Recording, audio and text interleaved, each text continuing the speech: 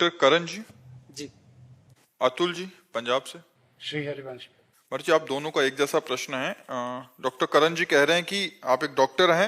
महाराज जी, मेरे अंदर बहुत ही अहंकार है। यदि मेरे से कोई गलत बात करता है और मेरे दिल को ठेस पहुंचे तो उस इंसान को मैं ऐसा नाराज हो जाता हूं कि वो मुझे पैर पकड़ पे माफी मांगे तो मैं उसे माफ नहीं करता। वैसे ही आपका भी प्रश्न है और आपका। महाराज जी, आपका वैसे ठीक नहीं है, ऐसा ठीक नहीं। हमें बहुत गंभीर स्वभाव का होना चाहिए और क्षमावान होना चाहिए।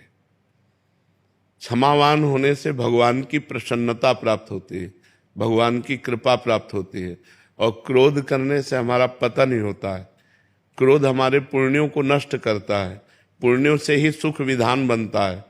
अगर कोई क्षमा मांग ले और क्षमा करने लायक अपराध हो तो क्षमा कर देना चाहिए और तुरंत मुस्कुरा देना चाहिए। हम मनुष्य हैं, हम पशुता को ना धारण करें। क्रोध पशुता लाता है, हमारे अंदर आसुरी बुद्धि लाता है। हम क्रोध का त्याग करें, ये दोष है।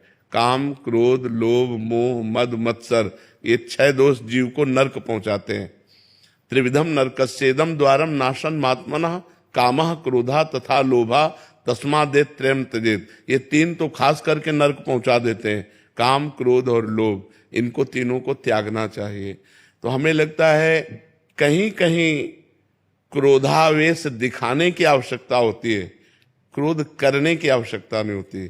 क्रोध का नाटक करने की आवश्यकता होती है। जैसे अपने शिष्य पर, अपने पुत्र पर और अपने जो अनुयायी हैं, जैसे मान लो आप किसी पद पर हैं और 10 आपकी सेवा में हैं, अगर वो प्रमाद कर रहे हैं तो हमें क्रोध की स्थिति लानी पड़ेगी। आपको अगर किसी मरीज की हानि हो गई तो बहुत बड़ी हानि हो जाएगी, इसलिए आपकी जो सेवा में है उनको एकदम सतर्क रखना पड़ेगा। तो उस समय यदि हम क्रोध का नाटक कर रहे हैं तो सार्थक है। क्रोध अंदर से ना करें। अगर किसी की गलती हमारे प्रति हो गई है और वो हमसे क्षमा मांग रहा है और क्षमा करने लायक है, जैसे लायक शब्द इसलिए बोल रहे हैं कि जैसे स्त्री शरीर है, अब किसी ने गलत दृष्टि से हमें छेड़ा तो हमें एक्शन लेना चाहिए, उसे छोड़ना नहीं चाहिए। क्योंकि अगर उसे हम छोड़ते हैं तो आज हमें छेड़ा, कल और को छेड़ेगा, या आज हमें छेड़ा है तो कल और छेड़ेगा हमें। अगर वो हाथ जोड़ के कह देता कि कभी हम, तो एक बार चांस देना चाहिए, जाओ, दोबारा गलती नहीं होनी चाहिए, एक बार चांस देना चाहिए। इसलिए हम कह रहे हैं कि यदि क्षमा करने लायक है तो एक बार क्षमा का प्रयोग करना चाहिए। ये क्षमा आध्यात्मिक शक्ति है। और यदि आपने क्षमा कर दिया तो उसको दंड तो मिलेगा ही। अपने कर्म जाय अपकारी, उमा क्षमा श्राप होते भारी। यदि आपने क्षमा कर दिया तो उसको भागवतिक दंड मिलेगा, क्योंकि उसने गलती की है। भगवान नहीं क्षमा करते, अपराधी को जरूर दंड देते हैं, चाहे जितना भजन कर ले। जैसे हिरण्यकश्यप ने भी तो तपस्या की थी, रावण ने भी तो तपस्या की थी, बड़े बड़े तपस्वी को भी दंड दिया भगवान ने। यदि गलत करोगे तो दंड विधान भोगना पड़ेगा। कहीं गलती हुई, कोई पाप बना, तो आज हम भजन कर रहे हैं, लेकिन क्या माफ हो गया? क्या दंड तो भोगना ही पड़ रहा है। भजन कर रहे तो आगे सुधर जाएगा, तुम्हारा मंगल होगा, लेकिन पीछे पाप किया तो उसे भोगना पड़ेगा। भीष्म जी को 6 महीना बाणों की सैया पर रहना पड़ा। इसलिए हम क्षमा कर दें, कोशिश करें, क्षमा लायक हो तो। जैसे कुछ अपराध होते हैं कि क्षमा लायक नहीं होते। कुछ अपराधियों का स्वभाव होता है कि वो तत्काल बचने के लिए क्षमा शब्द का प्रयोग करते हैं कि मुझे क्षमा कर दो, और फिर वो नई प्रवृत्तियों से, नए उत्साह से पाप करते हैं। ऐसे लोगों को दंड ही सुधार सकता है, क्षमा नहीं। लेकिन कुछ ऐसे होते हैं जो बुद्धि फिसल गई, एकदम करना नहीं चाहते, उनका स्वभाव नहीं है, लेकिन वो गलती हो गई, तो ऐसा देखकर फिर उनको अगर उन्हें चांस दिया जाए तो सुधर सकते हैं। और सबको चांस मिलना चाहिए, सुधरने का चांस मिलना चाहिए। तो हमें लगता है क्षमा सबसे बड़ी है, क्रोध नहीं। इसलिए क्रोध का समन किया जाए। क्रोध से अपना भी हृदय जलता है और दूसरे को भी हानि होती है। महाराज जी, नाम जप से भी कुछ नाम जप से ही होगा, ये नाम जप से ही होगा। महाराज जी, जैसे क्या जब नाम जप करते हैं ना तो मन बड़ा शांत रहता है ना, तो आपकी स्थिति भी वैसे ही शांत है। लेकिन जैसे ही कोई ऐसी सिचुएशन आती है कि जहां हमारा अहंकार को चोट पहुंची, तब पता नहीं मन अपने हाथ से निकल जाता है। यदि उस समय अहंकार पर चोट पहुंचाने वाले को भगवान का विधान मानो तो कंट्रोल हो सकता है। कि आप स्वीकार करते हैं ना कि अहंकार है, तो 6 दोषों में एक है ना, तो अब संस्कृति मूल सूल प्रदनाना सकल शोकदायक अभिमाना ताते करे कृपा निधि दूरी सेवक पर ममता अति भूरी। वो वहीं मारेंगे जहां कमजोर हो आप। तो आपकी कमजोरी है अहंकार, तो भगवान आपके अहंकार पर प्रहार करेंगे। तो उस समय आपको विधान देखना है कि ये बेचारा तो निमित्त मात्र है, भगवान इसकी बुद्धि में बैठकर तेरे अहंकार को ठेस पहुंच। तुरंत भगवान का चिंतन करने लगो, हे भगवान मुझे संभालो, हे भगवान मुझे बचाओ, तो वही सामर्थ्य देंगे। नहीं तो अगर हम क्रोध करने लगे तो क्रोध करते करते तो हम अपना पतन भी कर सकते हैं। कभी हिंसा भी हो सकती है। मान लो क्रोध कंट्रोल में ना हो तो हिंसा जो होती है क्रोध में तो होती है।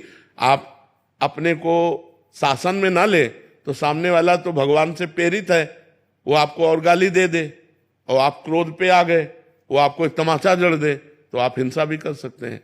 तो हमें लगता है हमें क्रोध को कंट्रोल करना ही दूसरे की रक्षा करना और अपनी रक्षा करना रहेगा। नाम जप करो और भगवान से प्रार्थना करो। अच्छा, संसार में क्षमावान महान होता है, न कि क्रोध करने वाला।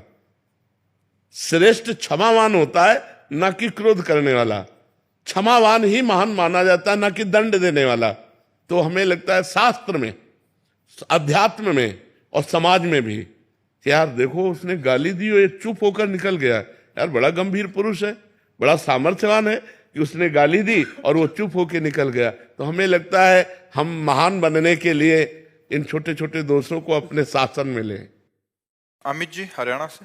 जय जय श्री हरिवंश। महाराज जी, मेरी आयु 20 वर्ष की है। मैंने आपके सत्संग में आसनों के लाभ सुने और 4 महीने से पद्मासन, सिद्धासन और शीर्षासन का अभ्यास कर रहा हूं। लेकिन पिछले 1.5 महीने से मैं आपकी कृपा से जल नेति, कपालभाति और त्राटक क्रिया का भी अभ्यास कर रहा हूं। महाराज जी, मैं पूछना चाहता हूं कि पद्मासन और सिद्धासन के तुरंत बाद शीर्षासन कर सकते हैं? नहीं, शवासन। पद्मासन और सिद्धासन के बाद शवासन, कम से कम 16 श्वास। शवासन का मतलब समझ रहे, सीधे एकदम लेट गए। पद्मासन और सिद्धासन के बाद कम से कम 16 श्वास शवासन होना चाहिए, 5 मिनट 10 मिनट। इसके बाद आप फिर सिरासन कर सकते हैं। हाँ, तुरंत नहीं, तुरंत नहीं। पर हर आसन के बाद जो नया आसन करना है, जैसे अब पद्मासन है तो कम से कम 45 मिनट बैठना होगा। फिर जब उसकी हम सिद्धावस्था की तरफ जाना चाहते हैं कि आसन सिद्ध हो जाए, तो 3 घंटे बिना हिले डुले सिद्धासन और पद्मासन में। अब उसके लिए रिलैक्स चाहिए। दूसरा आसन करने के लिए हम पहले सीधे लेट जाएं, 10-5 मिनट सीधा, कम से कम 16 श्वास। फिर इसके बाद हम नया आसन प्रारंभ करें। और इसमें सावधानी रखें कि आसन और प्राणायाम के बाद कम से कम 30 मिनट एक बूंद भी पानी नहीं जाना चाहिए मुख में। महाराज जी, जैसे मतलब सुबह कॉलेज जाना होता है तो मैं जल्दी उठ के सबसे पहले पद्मासन या सिद्धासन लगाता हूँ, तो मतलब अंतराय होना चाहिए। स्नान और उसमें कितना अंतर होना चाहिए? स्नान तुरंत भी नहीं करना चाहिए। 30 मिनट, कम से कम 30 मिनट। शरीर को गर्म कर देते हैं आसन, तो 30 मिनट बाद स्नान करना चाहिए और 30-40 मिनट बाद ही कुछ खाना पीना चाहिए, नहीं तो फिर गड़बड़ी हो जाएगी। हाँ, फिर श्वास प्रश्वास में गड़बड़ी हो जाएगी, कोई ना कोई रोग हो जाएगा, परेशानी आ जाएगी।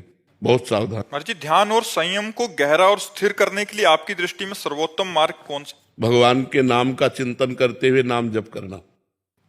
जैसे राधा, बस राधा का ध्यान कर रहे, राधा नाम का, और बार बार राधा राधा राधा राधा, इससे बहुत जल्दी लाभ मिल जाएगा। कभी कभी मतलब ऐसा होता है कि जैसे कि अभी पिछली हमारी जो राधा अष्टमी बनी थी राधा केली कुंज में, उसमें जो 4 वेदों के मंत्रों का पाठ किया था, तो उसको लगा के उस पर भी ध्यान लगाने की कोशिश करते हैं, ठीक है?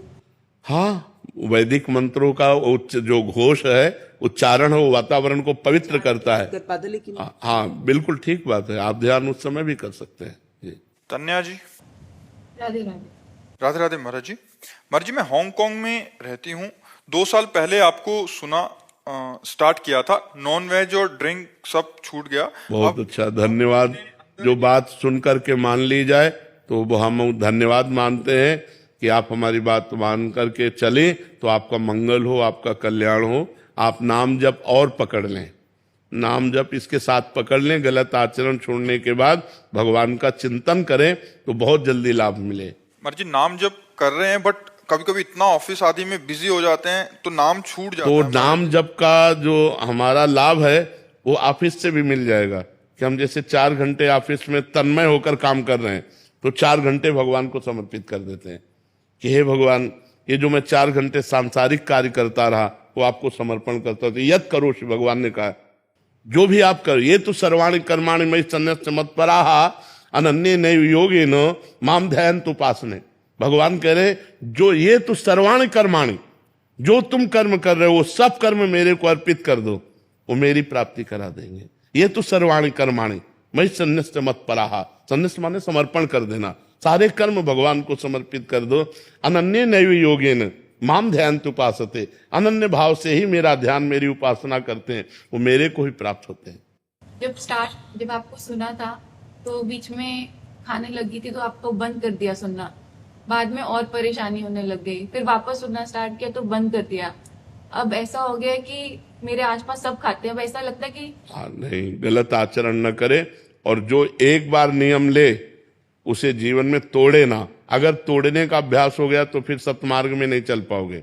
एक बार नियम लिया तो मर चाहे जाऊं, लेकिन दोबारा वो गलत कार्य नहीं करेंगे। तो अब नाम जब बहुत चल रहा है, बेटी को भी मैं करवा रही हूँ। बहुत सुंदर, बस अंदर ही अंदर गुप्त रखो और भगवान से प्रार्थना करो, चलता रहे। विक्रांत जी वृंदावन से, राधे राधे महाराज जी। महाराज जी हम कैसे समझ सकते हैं कि जीवन में ये जीवन हमारा अंतिम जन्म है?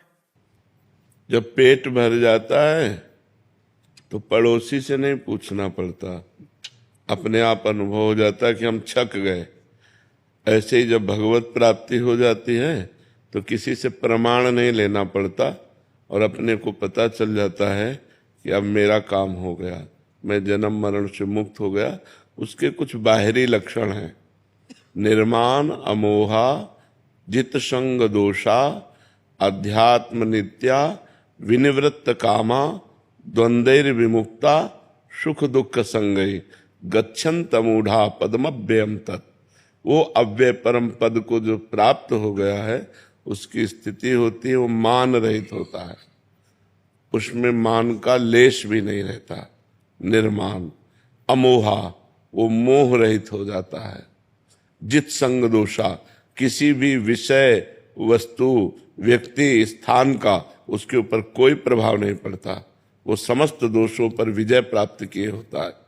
जित संग दोषा अध्यात्म नित्या, वो आत्मस्वरूप में स्थित रहता है। जो आत्मस्वरूप में स्थित रहता है, नई स्वात्मा रामम विषय मृग तृष्णाम भ्रमयति, आत्माराम पुरुष कभी विषय मृग तृष्णा में भ्रमित नहीं होता, वो अपनी आत्म स्थिति में स्थित रहता। विनिवृत्त कामा, उसकी समस्त कामनाएं शांत हो जाती है, कोई कामना नहीं रहती है।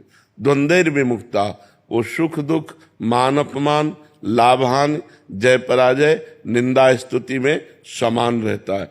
ऐसा ज्ञानी महापुरुष परम पद का अधिकारी होता है। अमूढ़ माने ज्ञानी, ऐसा ज्ञानी महापुरुष परम पद का जो इस स्थिति को प्राप्त हो गया है उसका आखिरी जन्म है, अब उसका जन्म नहीं होगा, क्योंकि जन्म कर्म परंपरा से होती है और उसकी कर्म परंपरा विध्वंस हो गई है ज्ञान के द्वारा, अब उसका जन्म नहीं होगा। समझ पा रहे आप? निशा जी दुबई से, राधे राधे।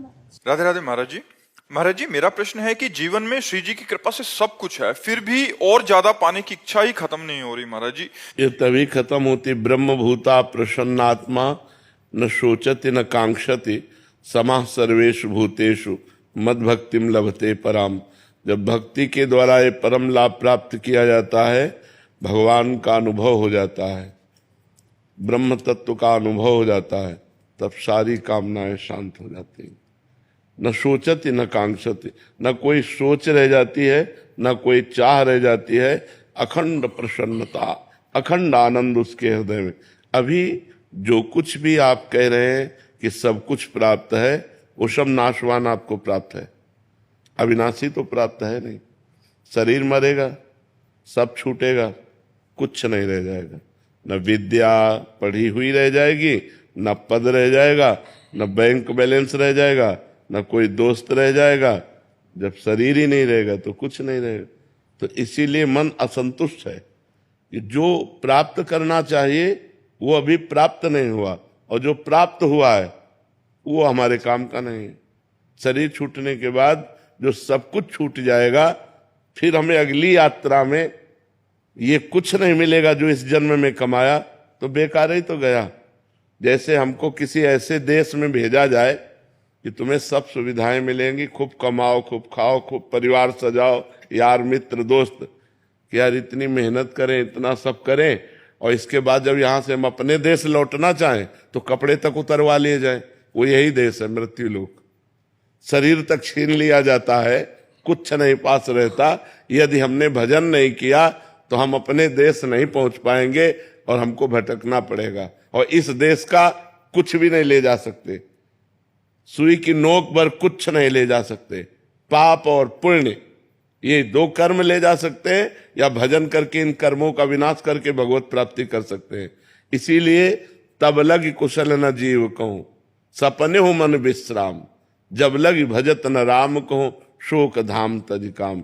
जब तक शोकों का धाम, कामनाओं का त्याग करके भगवान का भजन नहीं होता, तब तक स्वप्न में भी शांति और विश्राम प्राप्त होने वाली नहीं। इसलिए भगवान का नाम जप करो, अच्छे आचरण करो और परोपकार करो, दूसरों का हित करो। ये तुम्हें शांति प्रदान करेगा। रुपया, पैसा, पद, प्रतिष्ठा ये शांति प्रदान नहीं करते, ये तो और अशांति प्रदान करते हैं। यहाँ जो कुछ भी मिलता है वो सब अधूरा ही रहता है। कभी एक इच्छा थी कि अगर इतना होता तो हम सुखी, जब उतना हो गया तो होगा, इतना हो तो ठीक है। जब उतना हो गया तो फिर और इसका कभी विश्राम ही नहीं हुआ। किसी के जीवन में इसका अंत कभी नहीं होगा। हमारी चाहतों का अंत भगवान से पूर्ण होंगी, ये संसार में कभी पूर्ण हो ही नहीं सकती। इसलिए नाम जप करो, भगवान का आश्रय ले लो, अच्छे आचरण करो, दूसरों को सुख पहुंचाओ, तो भगवान की कृपा से हृदय शीतल और शांत हो जाएगा। रीना दीक्षित जी आगरा से। राधे राधे महाराज जी। महाराज जी, मेरे मन में ये प्रश्न उठता है कि मोक्ष, मुक्ति और वैकुंठ में क्या फर्क है? इन सब में क्या श्रेष्ठ है? हाँ, वैकुंठ में भगवान का साकार रूप है और भगवान के पार्षद विराजमान होकर दिव्य सेवा, उनके रूप रस का, लीला गुण का, उनकी महिमा का आनंद लेते हैं। और जो मोक्ष है वो जैसे तरंग समुद्र में लीन हो गए, अब खोजो तो उसका नाम रूप कोई पता नहीं चलेगा। समझ में आ रहे? वायु विकार के कारण समुद्र ही तरंग नाम से, और वायु विकार हटा तो समुद्र हो गया। तो ब्रह्म तत्व ही शरीराभिमान माया के कारण जीव कहा गया, माया हटी वो ब्रह्म में लीन हो गया। वो हुआ मोक्ष, और ये हुआ भगवान के धाम जाना।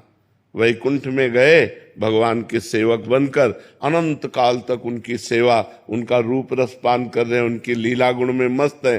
अनंत वैभव भगवान का, उस वैभव में वो दास आनंद लेता रहता है। न मरना है, न बुढ़ापा है, न बिछुड़ना है, सदैव सदैव के लिए आनंद है। तो ये है साकार उपासना, और वो है निराकार उपासना। निराकार उपासना में मोक्ष है, साकार में भगवान की प्राप्ति है। जिग्नेश जी अमेरिका। महाराज जी, राम जी द्वारा शबरी माँ जी को बताई कि 9 प्रकार की भक्ति को ग्रस्त जीवन में कैसे उतारे? क्यों? कठिनता क्या है? कौन सी कठिनता है? महीना 15 दिन में जब कभी समय मिले एक आध दिन के लिए, तो जहां आसपास संत हो वहां चला जाए और उनके श्रीमुख से भगवान की जो चर्चा सिद्धांत सुने, उसे खूब मनन करे। पहली भक्ति हो गई। प्रथम भगति संतन कर संगा, दूसरी रति मम कथा प्रसंगा। जहां भगवान की चर्चा होती हो वहां दैन्य भाव से जाके प्रणाम करके खूब एकाग्रता पूर्वक भगवान की कथा सुने। जहां जहां भगवान की चर्चा सुनने को मिले तो जाना चाहिए। कोस 2 कोस में भगवान की कथा हो रही हो तो अगर हमारे पास साधन नहीं तो हम पैदल जाएं। एक एक पैर जो हम चलेंगे वो तीर्थों के समान हमें पवित्र कर देगा, क्योंकि हम भगवान की कथा सुनने जा रहे हैं। तो दूसरी भक्ति है भगवान की कथा सुनना। गुरुपद पंकज सेवा तीसरी भक्ति अमान। फिर गुरु का वर्ण कर ले और गुरु की आज्ञा के अनुसार चले, नाम जप करे, गुरु जी के चरणों का सेवन करे, मान रहित होकर, तो गुरु भक्ति हो गई। चौथी भगत मम गुण गण करे कपट तजगान। भगवान के लीला गुणों का घर में गायन करो, रामचरितमानस पढ़ो, भागवत पढ़ो, भगवान के कथा सुनो। चार भक्ति हो गई। मंत्र जाप मम दृढ़ विश्वासा, पंचम भगत सुवेद प्रकाशा। जो गुरु जी ने मंत्र दिया है, दृढ़ विश्वास के साथ भगवान पर दृढ़ भाव रखकर गुरु मंत्र जब, वो पांचवी भक्ति हो गई। छठदम शील विरत बहुकर्मा, निरत निरंतर सज्जन धर्मा। जो संत जन आचरण बताते हैं उन आचरणों को करो, शीलवान चरित्र पवित्र रखो और बहुत सांसारिक कर्मों से निवृत्त रहो। व्यर्थ के कार्य मत करो, जैसे गेम खेलना, ताश खेलना, नाना प्रकार की जो व्यर्थ के कार्य है उन प्रपंच से दूर रहो। अपना काम किया, भगवान का भजन किया, धैर्य पूर्वक अगर जो कर्म कर रहे हैं भगवान का चिंतन करते हुए करें और भगवान को समर्पण कर दे, वो छठी भक्ति हो गई। सातों सम मोहिमय जग देखा, मोते अधिक संत कर लेखा। सातवीं भक्ति है पूरे संसार को सिय राम में सब जग जानी, करो प्रणाम जोरी जुग पानी। सब में भगवान विराजमान ऐसा, और संतों को भगवान से भी बढ़कर देखे। सातों सम मोहिमय जग देखा, मोते अधिक संत कर लेखा। संतों को मेरे से भी अधिक, क्योंकि भगवान तो सब जगह विराजमान थे ही, हैं और रहेंगे, लेकिन मेरा कल्याण नहीं हुआ। मेरा कल्याण तब हुआ जब हमारे जीवन में संत आए, इसलिए हम भगवान से भी बढ़कर संतों को मानते हैं। आठों जथा लाभ संतोषा, सपने उन्हें देखे पर दोषा। आठवीं भक्ति है जैसे भगवान रखे, जथा लाभ संतोष सदा काहू सो कछु न चाहोंगो। भगवान जैसे रखे मैं उसी में राजी, किसी से कभी मांगेंगे नहीं, किसी से कभी हम सहयोग नहीं मांगेंगे। जैसे भगवान हमें रखे वैसे। आठों जथा लाभ संतोषा, और सपने उन्हें देखे पर दोषा। दूसरे के कभी हम दोष नहीं देखेंगे, क्योंकि दूसरे के दोष देखकर जब हम निंदा करते हैं तो हमारे पुण्य नष्ट हो जाते हैं और पाप एकत्रित हो जाते हैं जिसकी हम निंदा करते हैं। पर निंदा के किए थे आवत नहीं कछु हाथ, मूर्ख पर्वत पाप को ले चल अपने साथ। तो हम किसी का दोष दर्शन न करें, दोष वर्णन न करें और दोष सुने ना। ये हमारी आठवीं भक्ति होगी। नवम सरल सब सन छल हीला, मम भरोसे ही हरस न देना। नौवीं भक्ति है सरल स्वभाव न मन को तिलाई। सरल स्वभाव हो, किसी के साथ छल ना करे, भगवान पर दृढ़ भरोसा रखे। और नौमा एको जिनके हुई, पुरुष नारी से चराचर कोई भी हो, अगर नौ में एक भी भक्ति हो तो भगवान को प्रिय। फिर सबरी जी में तो 9 भक्ति विराजमान थी। तो अब हमें ये बताओ गृहस्थी में इसमें कौन सी भक्ति नहीं धारण की जा सकती? आराम से 9 भक्ति धारण की जा सकती है। समझ पाए आप? कमला जी पठानकोट। श्री हरिवंश महाराज जी, राधे राधे। आपके चरणों में कोटि कोटि नमन। महाराज जी, ना जाने मुझसे कौन सा अपराध हो गया है कि मेरा पाठ चलते चलते रुक सा गया है। ना ही वो पहले जैसा खिंचाव रहा, ना ही अच्छे से ध्यान लगता है। मन हर समय जलता रहता है। महाराज जी कृपया करके बताएं अब मैं क्या करूं? 2 बातें हैं, जिसको देख लो, जिसका भी प्रश्न हो। किसी संत की निंदा बन गई, किसी वैष्णव की निंदा कर दी, या दोष दर्शन कर लिया, या अशुद्ध भोजन हो गया। बस 2 कारणों से ही हमारे पाठ भजन में मन नहीं लगता। अशुद्ध भोजन से 2-4 दिन फर्क पड़ेगा, लेकिन संत वैष्णव अपराध से जीवन भर फर्क पड़ेगा। जीवन में सुधार नहीं हो सकता जब तक उससे क्षमा याचना नहीं हो जाएगी। यदि हम किसी संत की निंदा सुन ली या किसी संत की निंदा कर ली तो हमारे पाठ भजन में फर्क पड़ जाएगा। ये आप ढूंढ लो कि कहीं किसी संत भगवान की निंदा तो नहीं सुन ली, कहीं किसी संत भगवान के प्रति दोष दर्शन तो नहीं हो गया। अगर ये नहीं है तो भोजन में सुधार कर लो। बस इसी से हमारे भजन में फर्क पड़ता है और फर्क नहीं पड़ता। और दूसरी बात है कि आपकी अवस्था है वृद्धावस्था। इस अवस्था में भी बुद्धि क्षीण होने लगती है, बुद्धि की प्रवीणता शिथिलता में बदल जाती है। तो कहीं ऐसा तो नहीं है कि अवस्थागत दोष के कारण मन न लगता हो, तो फिर संत दर्शन में कहीं दोष दर्शन हो गया, संत निंदा सुन ली, कोई वैष्णव अपराध बन गया। तो समझ ही नहीं आती, मैं सोचती हूँ पता ही नहीं चलता क्या करूँ। अगर किसी से हमारा कोई दोष दर्शन हो, भगवान को साक्षी करके पूछिए तो जरूर बता देंगे। छोटी सी भी बात संत के प्रति दोष दर्शन की, जैसे एक परिचय के संत थे तो बिहारी जी गए दर्शन करने, तो वहां एक समोसा बट रहे थे, कोई बांट रहा होगा, तो एक संत लिए, खाए और फिर तो दबका दिया समोसा देने वाला, बार बार मांगता है। तो जो संत गए थे तो उन्होंने देखा कि ये तो बहुत अच्छे संत, हम इनको मानते थे, तो समोसा बार बार मांग के खा रहे हैं, बस इतना सोचा था। और जब लौट के आए तो हमारे गुरुदेव भगवान लाडली कुंज थी, उसमें विराजमान थे। उनका तुम्हारे शरीर से दुर्गंध आ रही, तो उनका महाराज जी हम साबुन नहीं लगाते, उनका नहीं, ये दुर्गंध नहीं, कोई अपराध करके आ रहे हो। हमारे गुरु जी सिद्ध महापुरुष, तो उनका महाराज जी अपराध, तो बोले वैष्णव अपराध। बोले महाराज जी वैष्णव अपराध हम किसी से मिलते ही नहीं, किसी से कोई मतलब। बोले नहीं, याद करो कोई वैष्णव अपराध। तो कहा अभी अभी एक दोष दर्शन हुआ, एक संत को हम बहुत अच्छा संत समझते थे, लेकिन उन्हें बार बार तो बोले बस समोसे मांगने से वो गलत हो गए। अरे उन्हें भूख लगी है, अच्छा लगा, वो दोबारा मांग लिए, 3 बार मांग लिए, संत को क्या जाता है। तुम दोष दर्शन किए, महाराज जी 50 रुपए दिए, ये आज के 25 वर्ष पहले की बात होगी, और कहा जाओ समोसा खरीदो और उन संत को खोजो और उनको दो और उनसे क्षमा मांगो कि मेरी आपके प्रति दोष दृष्टि हो गई थी, ये करवाया। अब देखो साधारणतया देखो तो ऐसा लगता है कि हमने कोई अपराध नहीं किया, लेकिन सूक्ष्मता से देखो तो अपराध ऐसा होता है कि हम किसी के ऐसे दोष दर्शन कर लिए और वो हमारे भजन में बाधा पहुंचा। इसीलिए वैष्णव अपराध से डरना चाहिए, संत अपराध न बनने पावे तो हमारा मंगल हो जाएगा।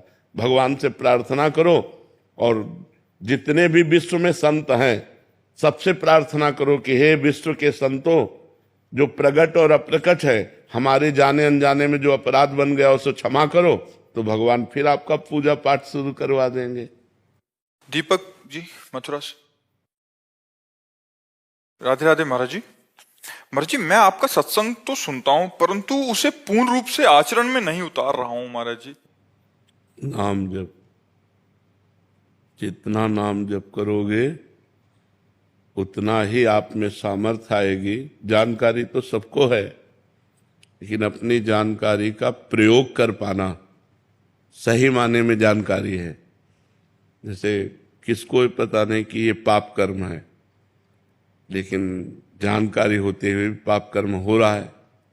किसको ये पता नहीं है कि सतमार्ग में शांति है, सुख है, भगवान का चिंतन करने से मंगल होता है, लेकिन नहीं हो पा रहा।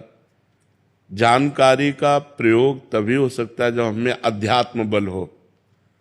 नहीं करना तो नहीं करना, ये करना है तो करना है, इतनी सामर्थ्य आती है नाम जप से।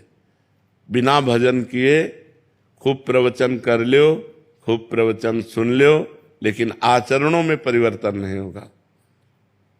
आपकी उन्नति हो रही है आध्यात्मिक, ये आचरणों में। आपके आचरण अच्छे हो जाए, आपका व्यवहार अच्छा हो जाए, आपका चिंतन अच्छा हो जाए, तो आप अच्छे हो गए। तो नाम जप करो, बिना नाम जप करने के सामर्थ्य नहीं आती, नाम जप से सामर्थ्य आती है। जो जितना भजनानंदी होता है उतना ही महान होता है, उतना ही हर विषयों पर विजय प्राप्त कर लेता है। और जो भजन नहीं करता तो बातें बनाने से माया पर विजय प्राप्त नहीं की जा सकती, केवल बात करने से काल पर विजय प्राप्त नहीं की जा सकती। रुपया पैसा इकट्ठा हो सकता है, भगत जगत इकट्ठा हो सकता है, लेकिन माया पर विजय प्राप्त नहीं की जा सकती। इसलिए डट के नाम जप करो, जो नाम गुरु जी ने दिया है हर समय उसे जपते रहो, उसी से आनंद की प्राप्ति होगी। निशांत सागर जी दिल्ली से। राधे राधे महाराज जी। महाराज जी, पद पर बैठ के अपने अधिकार का दुरुपयोग ना हो, ये किस प्रकार सुनिश्चित किया जा सकता है? क्योंकि अपने अधिकार का पता होता है, मास्टर हो तो आपको पता है, डॉक्टर हो तो आपको पता है, जज है तो आपको पता है, वकील है तो अपने अधिकार का पता ना, तो पदाधिकारी कैसे? अपने अधिकार का तो कानून का पता है ना, कि मैं जिस पद पर बैठा हूं ये अधर्म है और ये धर्म है, सबको पता होता है। लेकिन अपनी इंद्रियों को काबू ना करने के कारण, अपनी कामनाओं को काबू ना करने के कारण हम अधर्म में उतर जाते हैं। अब घूस लेकर के पदाधिकारी बना है, अब वो घूस लेकर के पहले अपना घर भरेगा, तो ये सब अधर्म है, ये सब पाप कर्म है। योग्यता के अनुसार जो हमें पद मिला है, उस पद के कानून के अनुसार यदि हम चले और भगवान का नाम जप करें तो कभी दुरुपयोग हो ही नहीं सकता पद का। पद का दुरुपयोग जब होता है जब हमारी शुरुआत ही गलत होती है। हम अपनी लायकात से नहीं पद को प्राप्त करते, हम घूस से पद को प्राप्त करते हैं, तो फिर घूस की ही तरफ हमारी महान दृष्टि होगी। क्योंकि दोषी मुक्त होने के लिए ही रुपया देगा, निर्दोष के पास इतना पैसा कहां कि आपको दे पावे। तो निर्दोषी फंसेगा और दोषी मुक्त होगा, तभी आपकी अटैची भरेगी और तभी आपकी दुर्गति होगी। तो जो दुरुपयोग होता है पदों का, उसका सदुपयोग करने के लिए सत्शास्त्रों का स्वाध्याय और सत्संग, तो हमारी बुद्धि शुद्ध रहेगी और सबको अपने अधिकार का पता होता है कि हम गलत कर रहे हैं या हम सही कर रहे हैं, सबको पता होता है। क्योंकि सबके हृदय में भगवान बैठे हैं, वो सबको बताते हैं कि अब गलत करने जा रहे हो आप। पर वो रुपए या प्रलोभन, वस्तु, व्यक्ति, स्थान का प्रलोभन, उसको ये ज्ञान टिकने नहीं देता कि गलत हो रहा है, जो होगा सो होगा, वो गलत कर बैठता है। महाराज जी, अधर्म से आए हुए धन का परिणाम क्या होगा? नाश। खुली शब्द है नाश, खुला शब्द है नाश। परिवार में अशांति, शरीर में रोग, परिणाम में नाश, ये पक्का है। उस अब हम लोग बहुत छोटे जीवन वाले इसलिए देख नहीं पाते हैं पूरा जीवन। धर्म से चलने वाला ही टिकता है, अधर्म से चलने वाले का नाश ही होता है। जिन खोपड़ियों के बल से अहंकार करता था रावण, उन्हीं खोपड़ियों को बंदर लात मार के फुटबॉल की तरह खेलते थे। जब युद्ध क्षेत्र में भगवान ने 20 बार उसकी खोपड़ी काटी, तो ऐसे लात मारते थे बंदर, जिसके चलने मात्र से पृथ्वी कांपती थी। तो अधर्माचरण करने के कारण उसका ये हालत हो, अधर्माचरण का परिणाम नाश। महाराज जी, अभी जो दोनों तीनों प्रश्न हुए उसका सारांश महाराज जी निकला, हम तत्काल परिणाम को ही दे रहे हैं और जो अंततोगत्वा परिणाम है। हाँ, हम परिणाम की तरफ दृष्टि नहीं रखते, हम तत्काल लाभ की तरफ दृष्टि रखते हैं। तत्काल लाभ की तरफ दृष्टि हमारी बुद्धि को दूषित कर देती है। बुद्धिमान वही है जो परिणाम को देखे, तत्काल को नहीं। पर महाराज जी, लोभ उस समय, उस लोभ को कैसे? इसीलिए सत्संग और शास्त्र स्वाध्याय, नाम जप, जिससे हम अपनी बुद्धि को कंट्रोल में रख सके, वो अध्यात्म के द्वारा ही कंट्रोल हो सकती है, सांसारिक बुद्धि के द्वारा नहीं। सांसारिक तो लाभ दिखाई देगा, लेकिन परिणाम नहीं सोच रहा है कि घर में पत्नी को कैंसर हो जाएगा, एक्सीडेंट हो जाएगा और भी हानियां हो सकती है। नहीं भैया, हम बेईमानी का पैसा नहीं लेंगे। जो परिणाम को सोचता है वो बेईमानी नहीं करेगा, जो तत्काल को सोचता है वो बेईमानी कर बैठेगा। नितिका जी अंबाला से।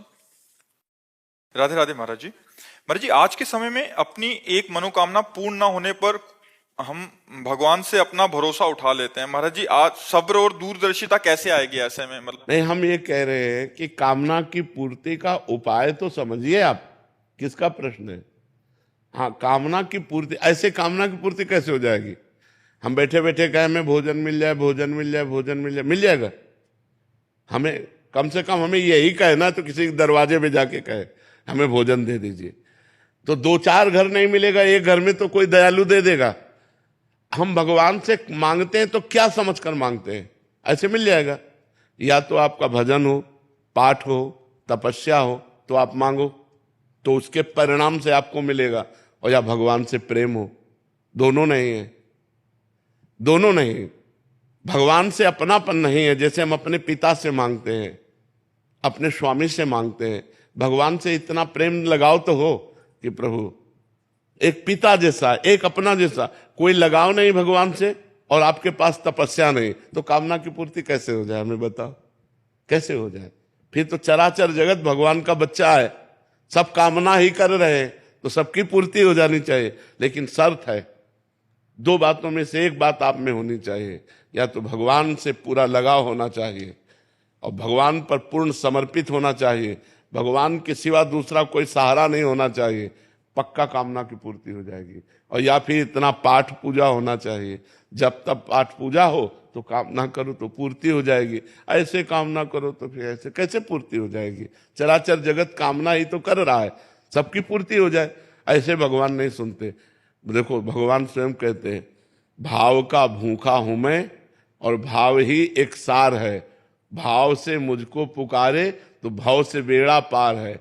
भाव बिन सुनी पुकारे मैं कभी सुनता नहीं, भाव बिन सुनी पुकारे मैं कभी सुनता नहीं, भाव पूरित टेर ही करती मुझे लाचार है।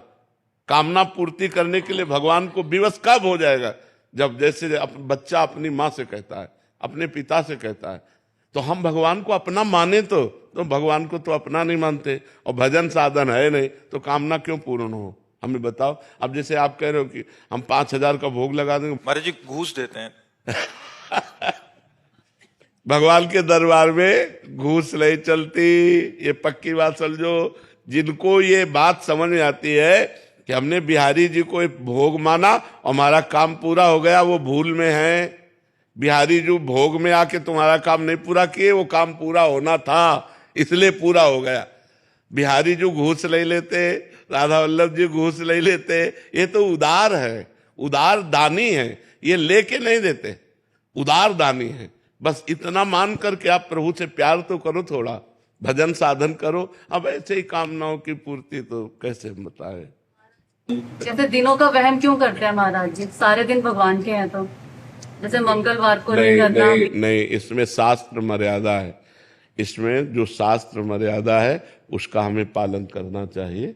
जैसे संध्या के समय मैथुन नहीं करना, भोजन नहीं करना, शयन नहीं करना, उस समय जप करना, भगवान का ध्यान करना, तो शास्त्र जो आज्ञा करता है हम अगर उसका पालन करेंगे तो हमारी उन्नति होगी। अब जैसे गुरुवार के दिन किसी भी स्थिति में बाल नहीं कटाना, द्वादशी के दिन किसी भी स्थिति में तुलसी जी को नहीं छूना, तो जो शास्त्र मर्यादा बनाई गई अब उसमें हम क्यों नहीं कह सकते? क्योंकि ये ब्रह्म ऋषियों के द्वारा बनाई हुई मर्यादा है। बुधवार को और शुक्रवार को आप बाल कटवा सकते हैं, लेकिन अन्य दिनों में कटवाने से आपके पुण्य क्षय होंगे।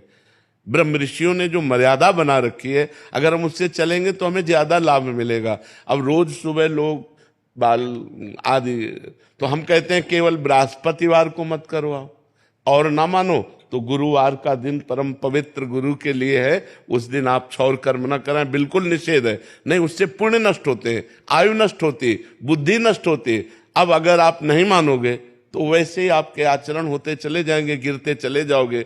देखो आप सब लोग यहाँ क्या देखने आए हो, हम आपको बता रहे हैं। आप यहाँ क्यों आए हो? हम दो बातें आपसे रखते हैं, आप क्या देखने आए हो और आप यहाँ क्यों आए हो? तो आप यहाँ देखने आए हो साधुता, भगवान के भक्त का दर्शन जो शास्त्र के अनुसार चलता है। आप आए हो अध्यात्म को पाने के लिए, आप आए हो सुख शांति के लिए, आए हो कि नहीं? अगर हम धर्म से ना चलते हो तो आप हमारे दर्शन करने आओगे क्या? हम भी तो एक मनुष्य हैं, हम भी तो आप जैसे ही हैं। अगर हमारे अंदर अध्यात्म ना हो तो आप क्या सुनने आए हो? तो आप सोचो, उन्हीं ब्रह्म ऋषियों ने ये मर्यादा रखी। वैसे ही जब हम चलते तो हमारे अंदर तेज, हमारे अंदर शांति, हमारे वचनों का प्रभाव, हमारे दर्शन मात्र से तुम्हें सुख मिलेगा। तो क्या वो आप नहीं बन सकते? आप विचार करो। तो जो शास्त्रों में लिखा है उस पे हम क्यों में नहीं लगाते, उसका हम आचरण करते हैं। जैसे डॉक्टर कहता है कि आपको ये नहीं खाना, ये नहीं खाना, ये नहीं, तो हम उनसे क्यों बोलते हैं क्या दही नहीं खाना? अरे भाई दही तो बहुत अच्छी चीज है, क्यों नहीं खाना? क्योंकि तुम्हारा रोग बढ़ जाएगा। जब तुम ठीक हो जाओगे तब तुम सब कुछ कर सकते हो, लेकिन जब तक ठीक नहीं होते तब तक तुम्हें दही नहीं खाना, ऐसा मना किया जाता ना। जब तक हमारा ज्ञान नष्ट नहीं हो जाता तब तक ये सब बातें, और ज्ञान नष्ट हो गया तो फिर कोई नियम नहीं, फिर वो सबके ऊपर पहुंच जाता है। जब स्वस्थ हो गया तो खूब दही खाओ, क्या परेशानी है? जब आप आत्मा स्वरूप में स्थित हो गए, देह भाव खत्म हो गया, तो बार बने या बना रखा रहे, क्या फर्क पड़ता है? तो हम अभी देहाभिमानी हैं, देह भाव से चलते हैं, तो हमें शास्त्र के नियमों का पालन करना। जो आज शास्त्र के नियमों का पालन नहीं करते हैं तो गिरते चले जाते हैं। अब ये शास्त्र आज्ञा करता है, जिस दिन से गर्भ आ जाए उस दिन से माता पिता को ब्रह्मचर्य रहना चाहिए। क्यों? क्योंकि वही वीर शक्ति फिर उसके ऊपर जाएगी तो उसके दिमाग पे, उसके अंगों पे वो कुप्रभाव पैदा करेगी, वो उसकी हानि पैदा करेगी और उसमें गलत संस्कार पड़ जाएंगे। कौन मानता है? शास्त्र जो आज्ञा करता है अगर उसके अनुसार चलो तो आज सब सुखी हो जाएं, पर शास्त्र की आज्ञा का कहां पालन हो रहा है? बोले प्रातः काल उठना चाहिए, ब्रह्म मुहूर्त में उठ करके गुरुजनों माता पिता के चरण छूने चाहिए। कौन मान रहा है? प्रातः काल उठ के रघुनाथा, मात पिता गुरु नावै माथा, मातृदेवो भव पितृदेवो भव अतिथि देवो भव। कहां गया?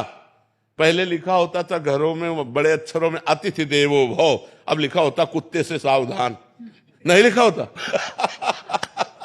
तो हमारे जो शास्त्र कहते हैं उस पे हम क्यों लगाने का अधिकार नहीं करते? हम उनका पालन करते हैं।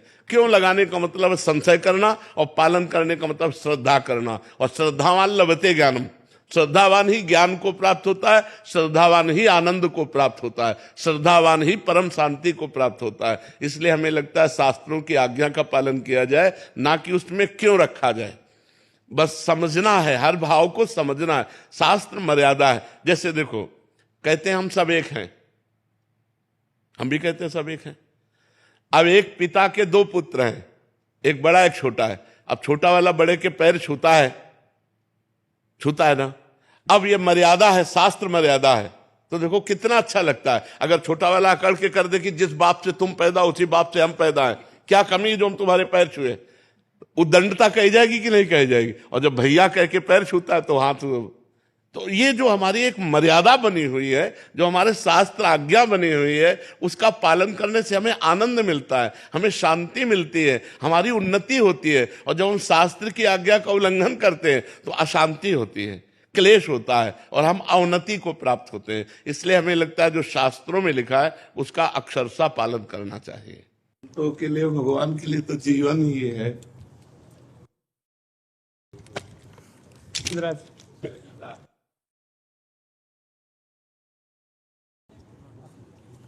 आपके तो दर्शन ही भाई विराज आपके ऊपर विराज है महाराज जी।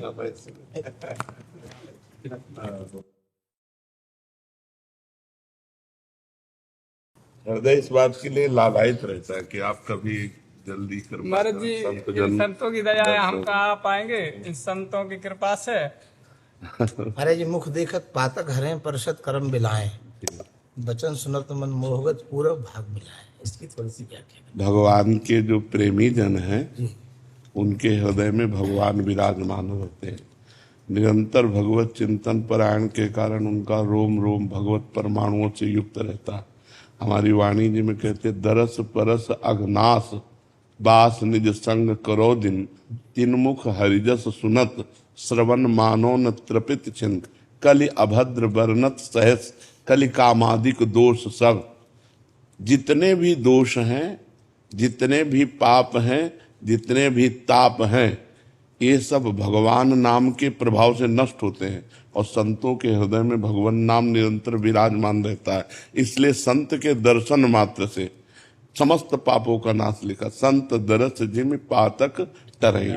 भगवान के प्रेमी जो महात्मा जन हैं उनके हृदय में भगवान नाम विराजमान है। महात्मा की महिमा भगवान से है, भगवान की महिमा का ज्ञान महात्मा से है। बिना संत महात्माओं के श्री मुख से भगवत चर्चा सुने हमें भगवान के महात्मा का ज्ञान नहीं होता। और संतों के हृदय में भगवान का महात्मा प्रकट है। संत महिमा भगवान से है। जैसे भगवान ने स्वयं श्री मुख से कहा, सातों सम महिमय जग देखा, मोते अधिक संत कर लेखा। भला ऐसा कैसे हो सकता है? हमारा जो भाव है जब जुड़ता है प्रभु से तभी तो हम महात्मा कहलाते हैं। बिल्कुल सर। प्रभु से जुड़ने के कारण तो हम कहते हैं हम प्रभु से अलग कुछ नहीं है। जी जी। प्रभु से अलग हमारी सत्ता नहीं है। क्या हमारे शासन से सूर्य शासित है?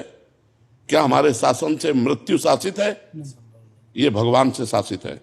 तो भगवान से बढ़कर कैसे कोई हो सकता है? नहीं हो एक विचार करते हैं। लेकिन हमने प्रेम से स्वभक्त चित्त रंजनम, भगवान का एक नाम है स्वभक्त चित्त रंजनम। वो भगवान अपने भक्त के चित्त में संपूर्ण आनंद के सहित बिलसते हैं। इसलिए ऐसे संतों के दर्शन से समस्त पातकों का नाश हो जाता है और वो निरंतर भगवान के रस का रसास्वादन करते हैं। भगवान की लीला गुणों का, भगवान के रूप का, भगवान के नाम का उनकी वाणी में स्वाद है। तो जब हम उनके वचन सुनते हैं तो हमारे हृदय में जो सतोगुण, रजोगुण, तमोगुण, माया का पर्दा पड़ा है वो नष्ट हो जाता है, हट जाता है और भगवत साक्षात्कार की विकलता जागृत होती है। जिन जिन को संतों के वचन सुनने को मिले, जिन जिन को संतों का सानिध्य मिला और संतों पर उनकी भगवत श्रद्धा हुई कि ये साक्षात भगवान है, ये साक्षात परब्रह्म है, मोरे मन प्रभु विश्वासा, राम ते अधिक राम कर दासा, तो उनके दर्शन से, उनकी वाणी के श्रवण से निश्चित उनको भगवत प्राप्ति की योग्यता प्राप्त हुई, उनके अंदर दैवी सद्गुण प्राप्त हुए। तो क्या था पूरा दोहा? तो देखत पात करें, वैराग्य संदीपनी में जी जी, मुख देखत पात करें, परसत करम बिलाएं, बचन सुनत। अब ये परसत कलम बिलाए में थोड़ा सा समझना होगा। ऐसे छू लेना एक अलग बात होती है, इनके कर्म नष्ट नहीं हो गए, छू लिया कर्म नष्ट नहीं हुए। और जब हम किसी संत के हृदय को छू लेते हैं वो परसना होता, कटे कर्म बंधन संसारी, जो उसमें लिखा है महापुरुषों ने वही लिखा, हमारी वाणी में लिखा है, कटे कर्म बंधन संसारी, सुख सागर पूरी तति भारी, विधि निषेध श्रृंखला छुड़ावे, निज आलय बनान बसावे, आलय बन बसत संग पारस के, आयस कनक समान भयम, मांगो मन मनस दास अपनी करी, पूरन काम सदा हृदयम। जिस समय हम किसी संत के हृदय का स्पर्श प्राप्त कर लेते हैं, हृदय का स्पर्श, आपने ऐसी सेवा, ऐसा समर्पण किया कि वो आंतरिक चिंतन में आ गए, आप उनके आंतरिक चिंतन, ये स्पर्श माना जाएगा। जो बाह्य स्पर्श है उससे कर्म बंधन नहीं कटते, पाप क्षीण हो जाएंगे, तीर्थी कुर्वन्ति तीर्थानि, इतने संत पवित्र होते हैं, पर कर्म बंधन नहीं कटेंगे। कटे कर्म बंधन संसारी, ये तभी हो सकता है जब वो हृदय से आपका चिंतन करें। वो महापुरुष जिस हृदय में सच्चिदानंद भगवान का चिंतन कर रहे हैं, उसी चिंतन को आपके चिंतन में मिला दिया। आपका जे ही चिंतन हुआ तो कमल कर जिन अभय दीन है, कर्म बंधन सब कटे, परम सुखद सुशील सुंदर पाहि स्वामिन मम धनी।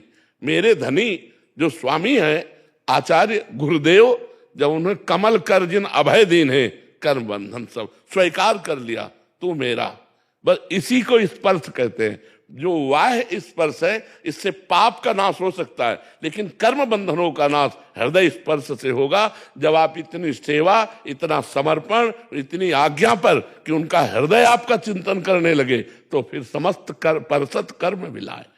और आगे, बचन सुनत मन मोहगत, हाँ, पूरब भाग मिला। हाँ, भगवान की चर्चा में इतनी सामर्थ्य है कि समस्त मोहों का नाश हो जाता है। यहां तक कि जहां चर्चा हो रही है वहां पहुंचते ही मोह का नाश होने लगता है। जैसे गरुड़ जी महाराज को मोह हुआ तो कागभूषुंडी जी जहां भगवत चर्चा करते थे उस क्षेत्र में प्रवेश होने मात्र से मोह का नाश हो। और फिर भगवत चर्चा, भगवान की चर्चा, मोह महिषासुर है, इसे दूसरा नहीं मार सकता। महामोह महिषेष विशाला और राम कथा कालिका कराला। भगवान की जब हम कथा का गान करते हैं, भगवत यश गान करते हैं, तो हमारे मोह रूपी महिषासुर का नाश हो जाता है। जो मोह मूल बहुसूल प्रद, त्यागो उत्तम अभिमान, भजो राम रघुनायक, कृपा सिंधु भगवान। तो जब तक मोह का नाश नहीं होगा तब तक भगवान से संबंध नहीं स्वीकृत होता है, तो पर स्वीकृत नहीं होता। ये मोह ही पर्दा है, मोह गए बिनु राम पद। तो ये मोह का नाश भगवान की चर्चा से होता है और संतों का नशा होता है। आशा बसन व्यसन आती नहीं उनका नशा होता है, उनका व्यसन होता है, इसके बिना उनको चैन नहीं। जैसे नशेबाज को नशा ना मिले तो व्याकुल घूमता है, ऐसे ही जहां जहां पिय की बात सुने खोजत तिन गैनन, हित ध्रुव छिन छिन ले प्रेम जल भरी भरी नैनन। अश्रु प्रवाहित होते हुए कहीं मेरे स्वामी की कोई मुझे चर्चा सुना दे, कहीं मेरे प्रीतम की कोई मुझे बात बता दे। तो वो जब भगवत प्रेमी महात्मा के मुख से भगवान की महिमा, भगवान का नाम यश, भगवान की रूप, भगवान की गुण माधुरी, भगवान की क्षमा माधुरी, कितनी क्षमा, राहत न प्रभु चित चूक किए की, करत सुरत सहवार हिए की, कोटि विप्र बदला गए जाहू, आए शरण तजो नहीं, तो मोह का नाश हो जाता है। और आगे पूरब भाग मिलाए। हाँ, ये पूरब भाग्य का तात्पर्य होता है पुण्य और पाप कर्म से लिखे हुए प्रारब्ध को। इसमें हमें थोड़ा सा ये भाग है कि पूरब भाग्य हमारे तब उदय हुए जब भगवान की हम पर कृपा हुई, क्योंकि ऐसे प्रेमी महापुरुष पुण्य से नहीं मिलते, ऐसे प्रेमी महापुरुष भगवान की कृपा से मिलते हैं। अब मोहि भाव भरोस हनुमंता, बिनु हरि कृपा मिले नहीं संता। तो हमारा नया भाग्य बना भगवान की कृपा से। जो हमारा पूर्व पाप पुण्य से रचित भाग है उसकी महिमा नहीं है कि किसी भगवत प्रेमी महात्मा से मिला दे। जब द्रमहि दीन दयालु राघव तो साधु संगति पाइए, तो हम उसे पूर्व भाग यही समझ लेते हैं कि भगवान पता नहीं कौन से सुकृत से प्रसन्न हो गए और हम पर कृपा कर दी कि हमें साधु संग मिल गया। तो भगवान के प्रेमी महापुरुषों के दर्शन से, उनके हृदय से स्वीकृति से, उनके हृदय से निकले हुए वचनों से ये हमारे समस्त मोह का नाश हो जाता है और भगवान की प्राप्ति निश्चित है। महाचंगस्त दुर्लभो अगम्यो परमोघश्च, यदि महापुरुषों का निर्वाह कर लिया जाए तो भगवत प्राप्ति निश्चित है। महापुरुषों का आश्रय, महापुरुषों का दर्शन, महापुरुषों का स्पर्श, महापुरुषों के वचन, यही हमारे अमृत हैं जो परम अविनाशी सच्चिदानंद भगवान से हमें जोड़ देते हैं, हमारा चित्त जोड़ देते हैं। महाराज जी, अभी कृपा स्वयं साध्य है या साधन साध्य है? कृपा स्वयं साध्य, साधन साध्य नहीं। वो पता नहीं कब कहाँ किस पर हो जाए, इस पर नहीं कहा जा सकता। कृपा के लिए साधन पथ पर, हमारा साधन पर विश्वास नहीं है, हमारा कृपा पर विश्वास है। साधन तो आज हमारे पैर ठीक है, परिक्रमा कर रहे हैं, कल टूट गया तो। आज हमारे हाथ ठीक है तो ठाकुर सेवा कर रहे हैं, कल हाथ टूट गया तो। आज हमारी बुद्धि ठीक है तो हम चिंतन कर रहे हैं, कल बुद्धि भ्रष्ट हो गई तो। हमें इन पर विश्वास नहीं है, सब प्राकृतिक है। बस मम भरोस ही हरस न देना। भगवान की जो आखिरी नवम भक्ति का है, नवम सरल सब सन छल हीना मम भरोस। कल इन संतों से अपने सबसे कह रहे थे, भैया सब साधना का फल है भगवान पर दृढ़ भरोसा हो जाना, दृढ़ भरोसा। हरिराम व्यास जी कह रहे हैं, काहू के बल भजन को, काहू के आचार पर व्यास भरोसे सोवत पांव पसार। हम राम जी के भरोसे, हम कृष्ण जी के भरोसे, हम हरि जी के भरोसे हैं, ना कि इस नाशवान शरीर के साधन के भरोसे। साधन कुछ होता है, उससे सब कुछ नहीं मिल सकता। जो भगवत कृपा से साधन होता है वो हम कर नहीं सकते, वो केवल भगवान की कृपा से होता है। अब एकांत में बैठे बैठे अश्रु प्रवाह करते हुए राम राम राम राम जो निकल रहा है, चित्त जल रहा है, मन खिन्न है। गिरा अरथ जल बीत सम कहियत भिन्न न भिन्न, बंदो सीता राम पद जिन्हें परम प्रिय। कुछ अच्छा नहीं लग रहा, कुछ लोक परलोक सुख कुछ अच्छा नहीं लग रहा। एक मन में उदासी छा गई है और अशुभ प्रवाह होकर के वो राधा राधा या राम राम रट रहा है। ये साधन नहीं है, ये साध्य है, ये कृपा से होता है। ये साधन, यह गुण साधन ते नहीं हुई तुम्हारी कृपा। और वो कब कहां किस पर अवतरित हो जाए, कृपा का अवतार किसके ऊपर हो जाए, ये नहीं कहा जा सकता। ये आज तक कोई प्रमाण नहीं दे सकता कि वैसे गोस्वामी जी ने संकेत किया है, मन क्रम वचन छाण चतुराई और भजत कृपा कर है रघुराई।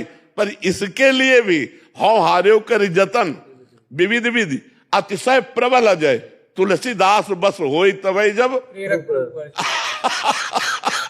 तो इसलिए भगवान की कृपा के बिना कुछ नहीं है। उन्हीं की कृपा पे जिए, उन्हीं की कृपा के आश्रित है। बिल्कुल जैसे यंत्र चढ़ा हुआ है, अब उसमें वो नाच रहा है, वो कहे मैं बहुत बढ़िया नाच रहा हूं, तो उसकी अल्पज्ञता ही है, उसको तो यंत्री नचा रहा है। ऐसे हम यंत्री के नचाए नाच रहे हैं। भगवान उमादार जो सिद्ध किनाए सबह नचावत न, और वो माया से नचा रहे हैं, अब हम भक्ति में नाच रहे हैं। हमारे स्वामी जैसा जैसा प्रेरित कर रहे हैं वैसा वैसा चेष्टा हो रही है, और जो जो चेष्टा हो रही है वो उन्हीं के लिए हो रही है, उसके कर्ता हम नहीं हैं, हमारे स्वामी हैं। हमारे स्वामी प्रेरणा करने वाले हैं। लेकिन ये स्थिति तभी आएगी जब निर्दोष स्थिति हो जाएगी। अगर निर्दोष स्थिति नहीं है तो गुण तुम्हार समुझे निज दोषा। हाँ, मतलब गोस्वामी जी ने सिद्धांत रखा है, जब तक अगर फिर नहीं तो गड़बड़ हो जाएगा, वो फिर दोषों को भगवत प्रेरित मान लेगा तो वो पतित होकर के गलत मार्ग में चला जाएगा। जब तक हमें अपने अंदर दोष दिखाई दे तब तक गुण तुम्हार समुझे निज दोषा। और जब ये दिखाई दे जी कि अब राम जी की ही लीला पूरी चल रही है, शरीर इंद्रियों का विलास बंद हो गया, तब अब पूरा यंत्र की तरह चल रहा। फिर उसके द्वारा ऊसर वर्षे तृण नहीं जामा, संत हृदय जिम उपज न कामा। एक भी कामना उसके हृदय में नहीं रह, महाराज जीना मुश्किल हो जाता है। हम संतों से यही कह रहे थे कि भाग्य है उनके जो अज्ञान में है। अब हमारा मन विश्व में कहीं लग ही नहीं रहा, कुछ अच्छा ही नहीं लग रहा, मौत आती नहीं है। और जिल से लगा है वो पर्दा डाल रहे। बस ये जो दशा, मतलब वही समझ सकते। तो एकांत में केवल विलपना, बस सिसकना, आह भरना, बस इतना ही रह जाता है, कुछ अच्छा नहीं लगता। त्रिभुवन सब माया रचित है, पहले दिमाग में बैठ गया। यहां सब भगवान की त्रिगुणमयी माया का खेल है तो कुछ अच्छा नहीं लग रहा। और जो अच्छा लग रहा है अब वो पता नहीं किस दिन का इंतजार कर रहे हैं, पर्दा डाले बैठे। अगर पर्दा हटा दे तो हमारा सर्वस्व, हम चाहते हैं सर्वस्व समर्पित हो, कहीं कुछ अच्छा नहीं लग रहा, और जो अच्छा लग रहे वो छुप रहे हैं। अब रोने के सिवा अपने पास कोई साधन नहीं बचा, रोने के सिवा कोई साधन नहीं बचा, क्या कर सकते हैं हम? हमारी कोई बस नहीं है। आप अव्यक्त रूप से पर्दा डाल दिए, आप दिखाई नहीं दे रहे हो, आपके लिए पूरा जीवन अर्पित है, अब कुछ अच्छा लग नहीं रहा, कुछ अच्छा नहीं लग रहा। खान पान, जीना, नाना ये सब माया, ये सब अच्छा नहीं लगा, क्योंकि दिमाग ने पहले स्वीकार कर लिया ये सब माया करते है। और जो अच्छा लग रहा है वो तो आप खिन्नता के सिवा और कुछ नहीं बचा, उदासीनता के सिवा कुछ नहीं बचा। तभी ये जब भाव आता है इस कोटि का तो फिर वो संसार के लायक नहीं रह जाता है। हाँ, बस वो फिर एकांत सेवन और भगवान के लिए तड़पना, रोना। और सही पूछो तो ऐसे ही महापुरुषों से जगत पावन होता है। मम भक्ति युक्तो भुवनम, जो व्यवहार को भगवान का स्वरूप मान करके बरतते हैं और एकांत सेवन करते हैं, निरंतर भगवान में चित्त जोड़ते हैं, वही तीर्थी कुर्वन्ति तीर्थानि।